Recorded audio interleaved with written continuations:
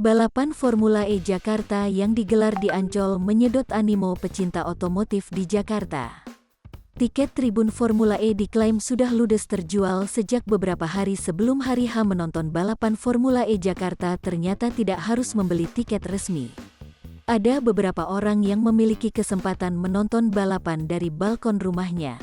Maklum saja, Jakarta International E-Prix Circuit memang berada di sekitar rumah mewah di Ancol.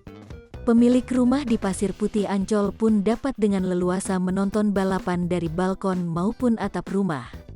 Beberapa pemilik rumah sengaja membawa kursi dan payung ke balkon untuk bisa dengan santai menikmati balapan Formula E.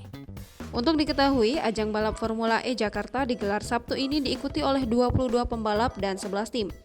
Puluhan pembalap mobil listrik itu akan berlaga di sirkuit GIEC dengan panjang 2,4 km, lebar rata-rata 14 meter, dan memiliki 18 tikungan.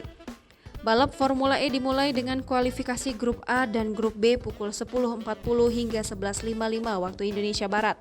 Setelah kualifikasi, akan ada jeda hiburan dan konser sebelum upacara pembukaan pada pukul 14.45 hingga 15.00 waktu Indonesia Barat.